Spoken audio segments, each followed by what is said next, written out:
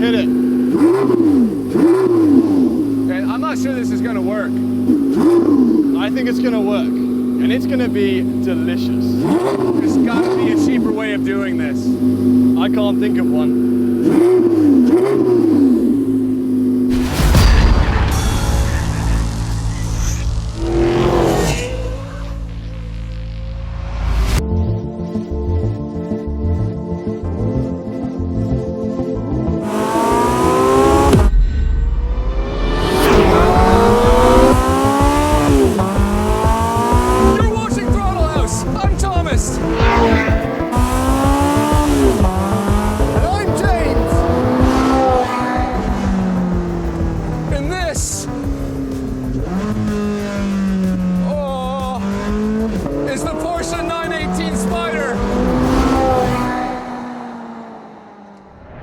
The decade of the 2010s saw 3 hypercars unsheathed from 3 major names: the Ferrari LaFerrari, the McLaren P1, and this Porsche 918 Spyder.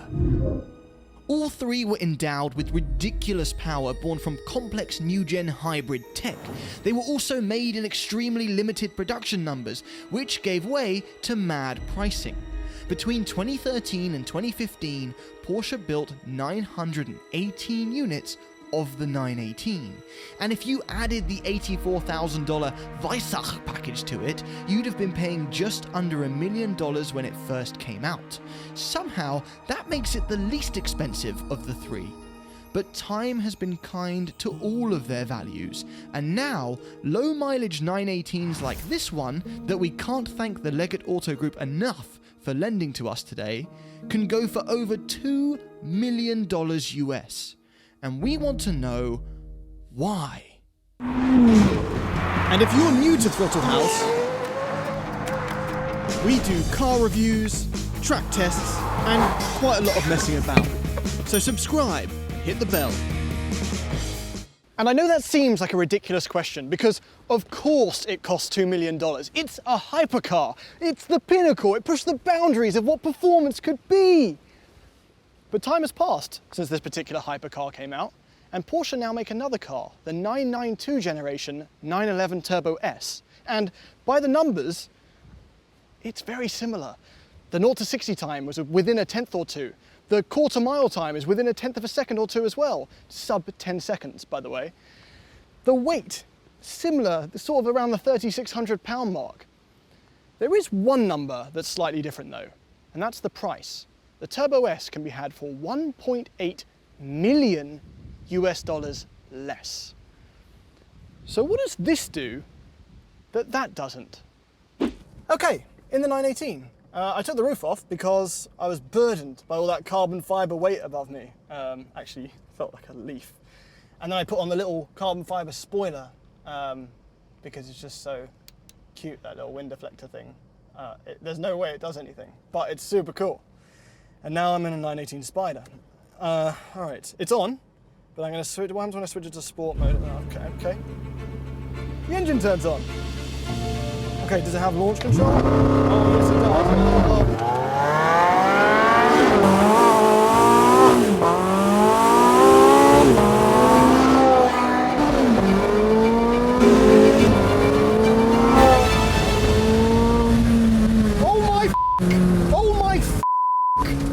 Oh my God!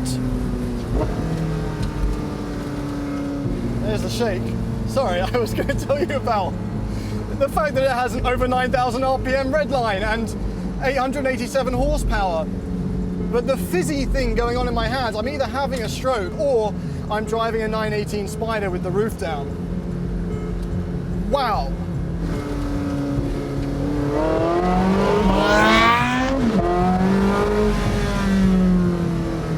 Oh my God, I was so ready to be underwhelmed by the sound of this car. I don't know why. The PDK is so fast in this. But here's the crazy thing. The electric stuff fills in the gaps in a way I've never experienced. I'm gonna go, this is 6th gear at 50 miles an hour. There is torque everywhere.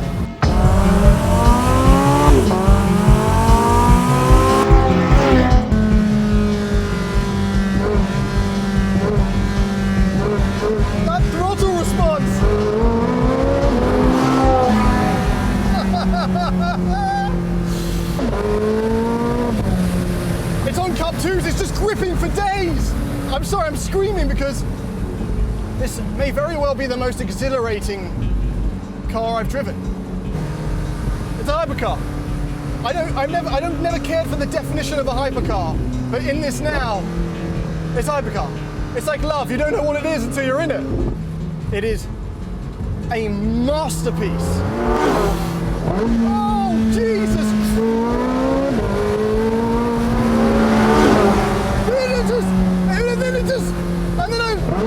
And then I just... Wow, James certainly has a way with words, but I'm not sure what he's on about, because if you actually dig into this car, there's nothing remarkable about it from a modern perspective. It's just like any hybrid supercar that's come out in the last few years. There's an electric motor in the front that can decouple. There's an electric motor in the rear that works in conjunction with the naturally aspirated V8. There's some batteries behind the seats that give you about 19 kilometers of range. It's just a hybrid supercar. It's kind of like that old movie, Citizen Kane. Back in the day, it was groundbreaking from the perspective of narrative storytelling and lighting and directing and all that.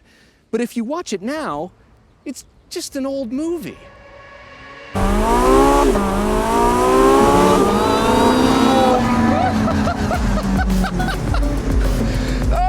yeah, what? No, that's not an old film.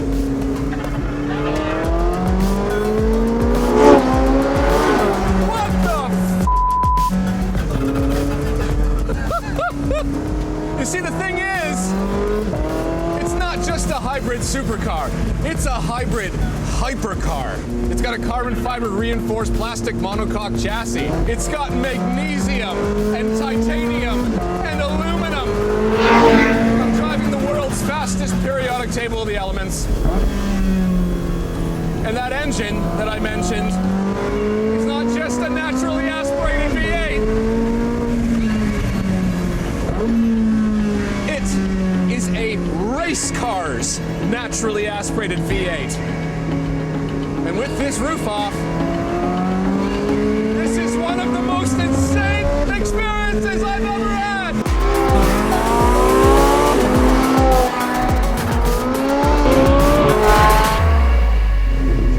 The precision through the corners is absurd. The steering is incredible. Best steering in a modern Porsche easily. The damping is perfect. Oh my God.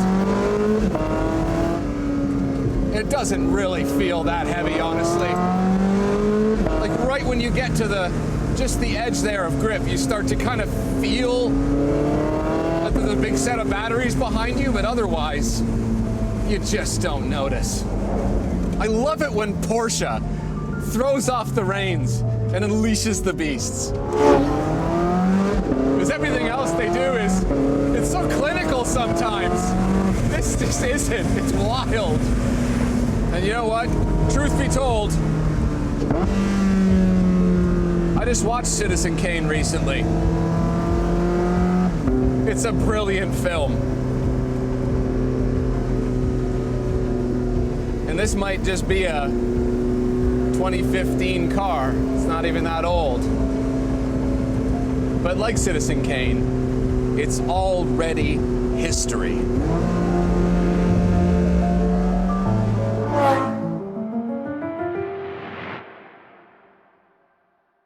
A shower, a cold shower. There's no cold shower in the woods? I need one. You need a cold shower. Okay, so Big thank you to Leggett. very huge, massive thank you That felt like to whoever the person is that let me drive that. 6 birthdays in one. Okay, so attach any dollar figure you want to this car, and it's worth it.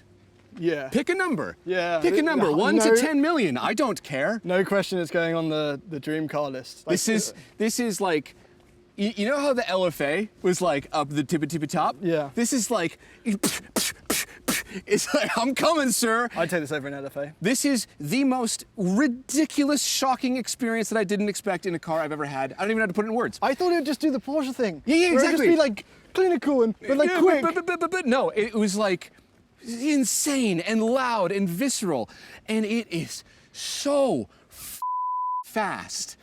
It I doesn't. also was trying to not swear. My Yeah. in-car is just a string of expletives. This is the most incredible thing I've ever driven. Seriously.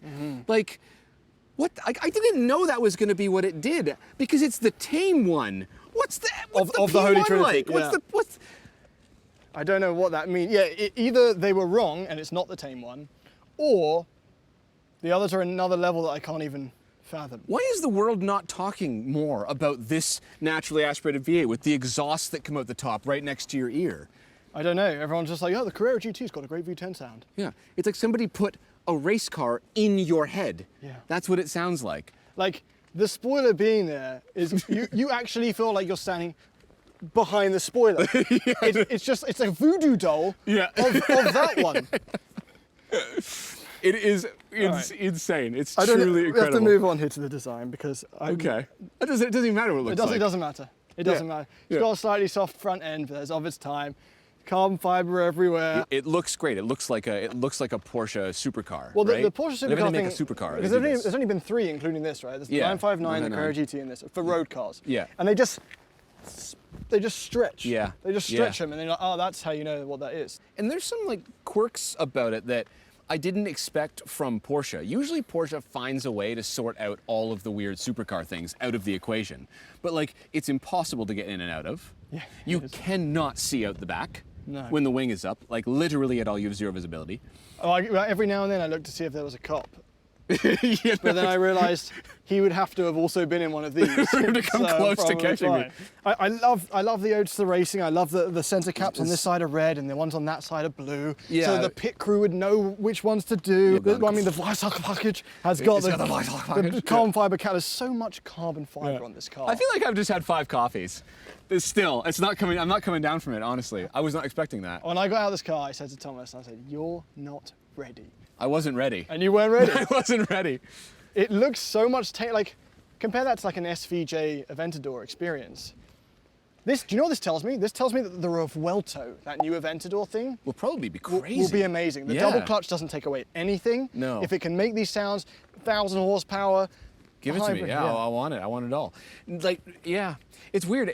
After driving it, all I can think about is I want to shout at the entire car-loving audience and go, "Why are we not all still talking about this?" We need to crowdfund this. We're gonna 100 of us are gonna buy it. Yeah. 1,000 of us are gonna buy it, 150,000 of us are going to buy it. and everyone gets 10 minutes. Yeah, it'll that's be- all it'll be you worth need. it. It will burn into your brain in that Oh, amount of time. Engine. All right, let's hop in. It's great. You can't even open it to see, really. You just get that one Let's little hop- flap. You don't really hop in, do you? You don't really hop You in. hobble no. in. Yeah. I Okay. just want to be so careful. $2 million. $2 million. Foot in first. Oh! I think I have bad hip flexion because I have a really hard time getting in cars like this. Oh. Okay. I don't care about any of this. It's know. irrelevant. I Like, know how you feel. it doesn't. It literally doesn't matter. Yeah, the tack is really cool, and you goes all in it, and there's a screen over there that's kind of curved and stupid. And I honestly don't care because the cars. There's actually so many things I wanted to say when I was driving it that I couldn't articulate. Like the engine. So weird. I had no problem articulating Yeah, that's at right. all. Yeah.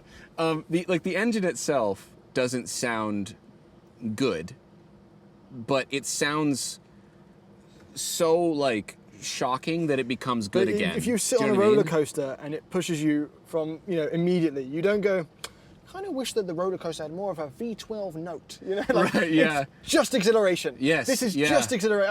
I don't care. Yeah, but everything is so overwhelming. Yes. The speed It's- and the it's noise. sensory overload. It's sensory overload In to a a degree. Porsche. I've never experienced that in a Porsche. Yeah, I know, they don't usually do that. They do a lot of things amazingly well. Yeah. And they own segments of cars. Like the 911 is kind of a standalone in its price range. Yeah. The Cayenne Turbo GT, voted by you on our Instagram, is the best super SUV. Yeah.